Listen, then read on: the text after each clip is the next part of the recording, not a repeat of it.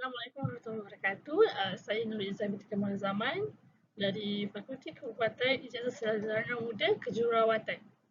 Okay, hari ini kita akan membentangkan tentang projek falsafah pendidikan Islam. Okay, tajuk kita guru yang bagaimana yang saya impikan. Okay, untuk isi kandungan kita ada pengenalan, kita guru sebagai penerapan nilai murni, dan kita masuk kepada konsep 6M, mudaris, muadib, murabbi, muallim, mursyid, mubalik dan akhir sekali rujukan lah. Kita pergi kepada pengenalan. Apa itu guru? Definisi guru menurut Kamus Dewan Bahasa Melayu, edisi keempat, guru adalah seorang yang mengajar, pendidik, pengajar, pengasuh dan juga pelatih. Seperti yang kita tahu, guru ini adalah yang mengajar kita daripada kita tadika, daripada kita sekolah rendah, sekolah menengah, sampailah kita sekarang ke level education yang tinggi, guru tetap akan mengajar. Pendidik ini memang tugas dia untuk mengajar dan mendidik kita agar kita mendapat sesuatu ilmu. Okay. Apa peranan guru yang kita perlu tahu? Guru adalah seorang tenaga pendidik profesional yang mendidik, mengajarkan suatu ilmu, membimbing, melatih, memberikan penilaian serta melakukan evaluasi kepada peserta yang dididik. Jadi ini secara general lah untuk apa itu peranan guru yang harus kita fahami. Seterusnya, guru sebagai model penerapan nilai murni. Okay. Yang pertama, guru sebagai mentor atau role model. Okay, apa maksud guru sebagai mentor atau role model ini?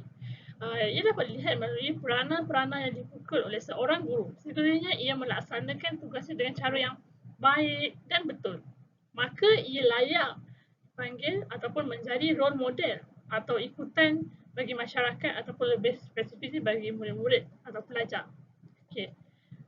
Peranan guru sebagai role model ini tidak tertakluk hanya kepada di dalam sekolah, tapi juga di luar sekolah. Contoh sebagai apabila pelajar yang tidak dalam sekolah, kita perlu selidiki apa yang sebab mungkin pelajar ini ada masalah kewangan, masalah transportation. Jadi peranan guru itu tak tertakluk hanya ke dalam didikan ilmu untuk di sekolah sahaja. Seterusnya, membina budaya yang positif. Antara contoh budaya yang positif yang harus guru amalkan spesifikasinya di sekolah adalah budaya perpaduan berbilang mangsa, terutamanya kita di Malaysia yang mempunyai kaum yang berbilang bangsa. Kerana guru adalah sebagai ejen sosialisasi dalam menyebar ilmu kemasyarakatan. Pembentukan sasiah juga yang sesuai dengan norma dan nilai masyarakat. Pembentukan masyarakat yang penyayang adalah salah satu nilai murni yang harus guru terapkan dalam mendidik pelajar. Seterusnya, mengamal disiplin moral. Okay, dalam sistem pendidikan di negara kita, penumpuan terhadap dasar pendidikan untuk melahirkan insan yang baik, menyeluruh dan bersepadu dari segi jasmani, emosi, rohani dan intelek adalah jelas berdasarkan apa yang tersurat dalam falsafah pendidikan kebangsaan. Elemen akhlak, moral dan nilai murni merupakan salah satu unsur yang penting dalam memastikan hasil falsafah pendidikan kebangsaan ini tercapai.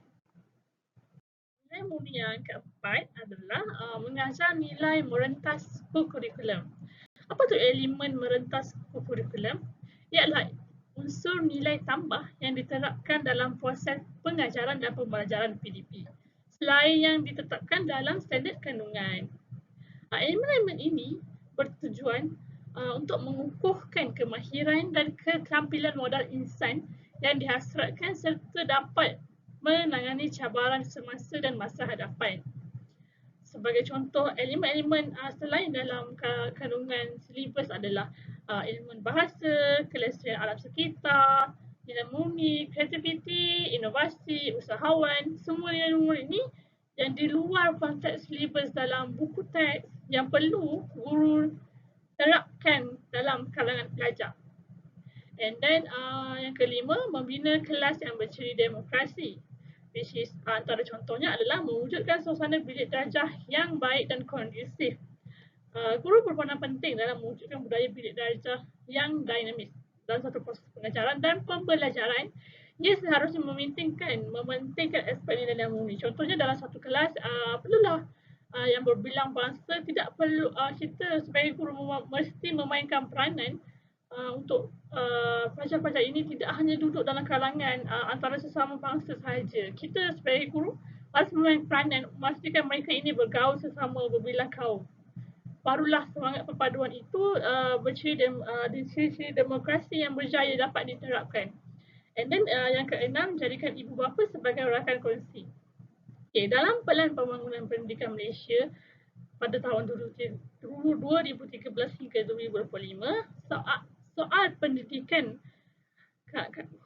kanak khususnya yang berkaitan dengan aspek membaca, menulis dan mengira dan berfikir juga memerlukan sokongan penuh daripada ibu bapa dan guru dalam usaha menghasilkan pelajar yang berkualiti pada masa depan. So, jadi persatuan ibu bapa dan guru, which kita tahu lebih dikenal sebagai PIBG, telah ditubuhkan di seluruh sekolah kerajaan yang bertujuan untuk mewujudkan permuafakatan antara ibu bapa dan guru yang diharapkan dapat membina kesefahaman tentang tugas dan tanggungjawab bersama usaha dalam meningkatkan prestasi guru dan pelajar lah. Jadi kita pergi kepada konsep eksternal, konsep 6M yang harus diterapkan dalam mencapai guru yang kita impikan dalam konsep Islam. Satu, mudaris. Dua, muadib. Tiga, murabbi. Keempat, mu'alim. Kelima, mursyid. Dan keenam, muballigh. Jadi yang pertama kita pergi kepada mudaris. Mudaris bermaksud pendidik. Okey, dari segi maksudnya, pendidik mampu mendidik murid sehingga benar-benar berpengetahuan dan mendapat pengajaran tentang sesuatu yang boleh dimanfaatkan dalam kehidupan. Okey, mudaris juga bermaksud kita mampu mengajar murid mencapai tahap mampu sehingga mereka mampu mengaplikasi perkara yang mereka perolehi daripada guru mereka. Selain itu, dalam konteks mudaris, guru mestilah berfungsi sebagai pendorong atau fasilitator atau pembimbing, jurulatih atau ejen perubahan sosial atau pembentuk budaya masyarakat. Kita dapat 4 aspek yang perlu ada dalam ciri mudaris ni adalah ciri-ciri peribadi yang dimiliki, kaedah-kaedah pengajaran yang digunakan, kejayaan mewujudkan suasana dan personaliti yang baik, mempunyai kepakaran, kecakapan dan kemampuan membuat keputusan secara profesional. Jadi 4 aspek ni yang perlu ada untuk kita capai konsep mudaris ini. Seterusnya kita lihat kepada hadis riwayat Bukhari. Jadilah pendidik yang penyantun, ahli fiqh dan ulama. Disebut pendidik apabila seorang mendidik manusia dengan memberikan ilmu sedikit demi sedikit yang lama-lama menjadi banyak. Jadi dari sini kita dapat tengok menjadi pendidik yang baik mampu memberi manfaat kepada manusia sejagat. Kita mampu memberi manfaat kepada orang lain dan ilmu yang disampaikan akan berterusan. Seterusnya, yang kedua, kita pergi kepada muadib. Apa itu muadib? Muadib adalah pembentuk adab. Okey, dari segi kata lain, pemupuk adab atau akhlak atau nilai atau disiplin dan sikap sahsiah seseorang pelajar itu. Okey. Muadib bermaksud mendidik ke arah memperbaiki ataupun memperelokkan lagi akhlak atau sahsiah seseorang pelajar itu. Okey. Muadib diambil dari perkataan ta'adib dari segi terminologi yang membawa maksud. Dalam proses mendidik atau membentuk, seseorang individu yang terdidik mempunyai kemampuan untuk mengembangkan segala potensinya ke arah pembentukan peribadi, sikap dan sahsiah yang selaras dengan acuan pembentukan yang ditetapkan oleh Allah SWT.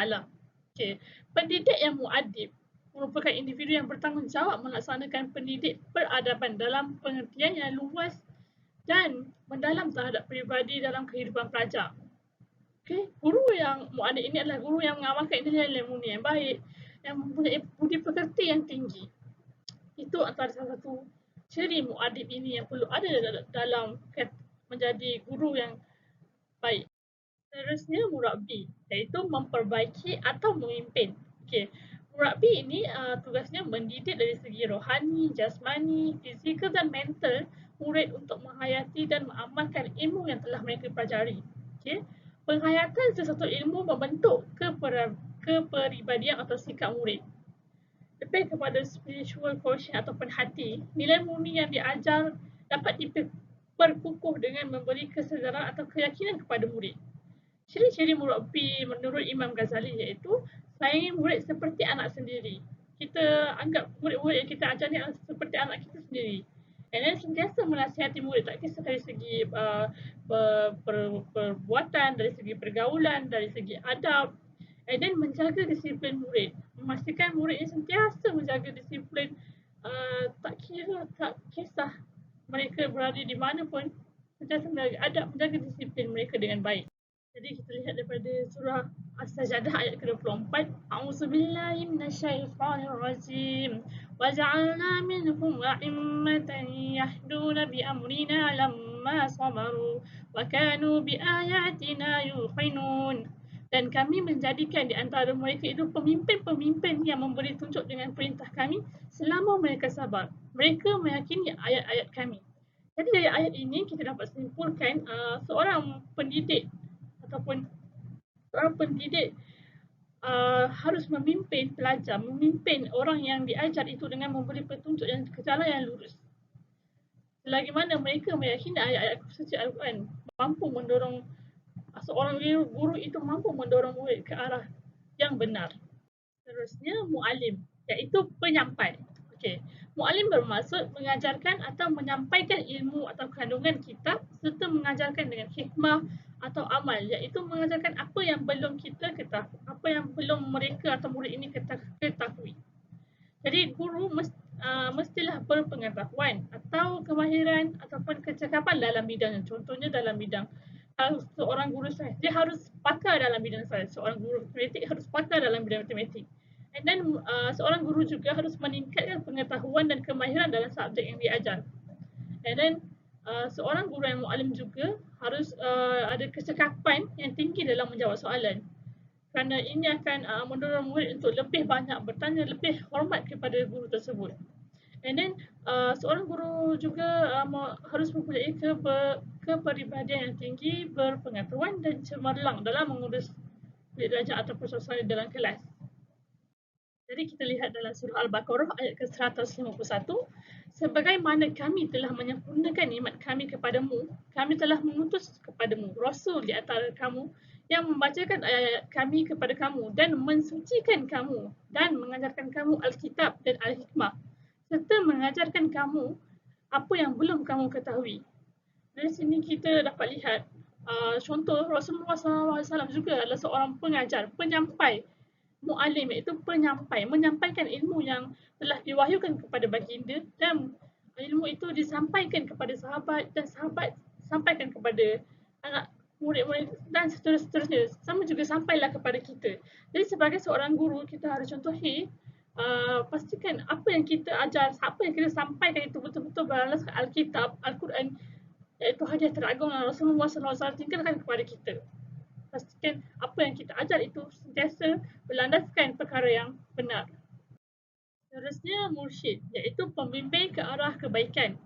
Mursyid bermaksud benar-benar mengetahui di semua sudut bidang ilmu dan pengalamannya yang pernah dilaluinya sendiri melalui pengajaran daruni, yang mana ia membicarakan hal-hal ilmu yang tidak dapat dijangkau oleh pencapaian pemikiran manusia biasa. Seorang mursyid juga mampu membimbing perjalanan rohani murid sampai kepada Allah SWT dalam proses tarbiyah yang teratur. Okay, mursyid juga dianggap guru sebagai iaitu guru sebagai penasihat ataupun lebih bahasa yang mudah adalah sebagai mentor.